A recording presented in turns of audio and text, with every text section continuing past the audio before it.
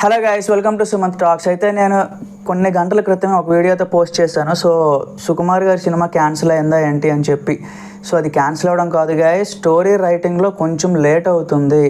So ఇంకొంతమంది చెప్పారు already 10 నిమిషాలు షూట్ చేసేసారు, కరెక్ట్ షూట్ చేశారు, అంతా అయిపోయింది. బట్ అదేంటంటే ఒక హాఫ్ స్క్రిప్ట్ లోడ్ అయిన తర్వాత చేసిన షూటింగ్ అనమాట. సో పుష్పకి మళ్ళీ షిఫ్ట్ అయిపోవడం వలన సుకుమార్ గారు ఆ స్క్రిప్ట్ని ఫినిష్ చేయలేకపోయారు.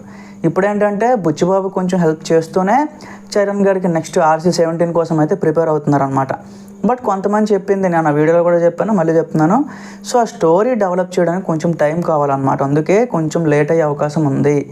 దానికోసం సుకుమార్ గారు ఏంటంటే చరణ్ గారికి ఒక సజెషన్ ఇచ్చారు. సో ఈ గ్యాప్లో నువ్వెందుకు, నవంబర్ కల్లా RC-16 పెద్ద షూటింగ్ అయిపోద్ది కదా, ఇంకేదైనా సినిమా చేసుకొని వచ్చేసే అని చెప్పారంట.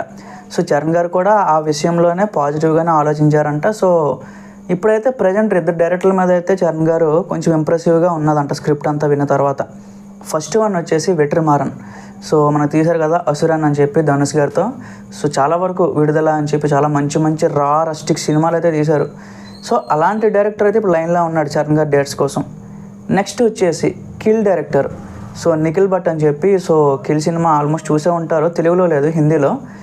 ఎక్సలెంట్ ఉంటుంది గైస్. అంటే ఆ ఎడిటింగ్ టెక్నిక్స్ కానీ, ఫాస్ట్ కట్స్ కానీ, అంటే మొత్తం సినిమా అంతా ఒక ట్రైన్లో రన్ అవుతుంది. బట్ చివరి వరకు కూడా మనల్ని హుక్ చేసి ఉంచుతుంది అనమాట. డైరెక్టర్ మాత్రం మెచ్చుకోవాలి. అలాంటి డైరెక్టర్ చరణ్ గారు లాంటి ఫిజిక్ ఉన్న, బాడీ ఉన్న ఒక హీరోతో స్క్రిప్ట్ రాసి ఈ సినిమా తీస్తే మాత్రం నిజంగా అది ఇంకెన్ని రికార్డ్స్ కొడుతుంది నేను చెప్పలేను. బట్ ఈ రెండింటిలో నాకు రెండు వెట్రిమారన్తో ఒక యాక్టింగ్ స్కోప్ ఉండే క్యారెక్టర్ బయటకు వస్తుంది, అలాగే ఈ కిల్ డైరెక్టర్. సో ఈయంతో ఏంటంటే ఒక యాక్షన్ బయటకు వచ్చే అవకాశం ఉంటుంది అనమాట. రెండో జరిగినా పర్వాలేదు. సో అగైన్ ఒకవేళ సుకుమార్ గారి సినిమా ముందుకు వచ్చేసినా పర్వాలేదు.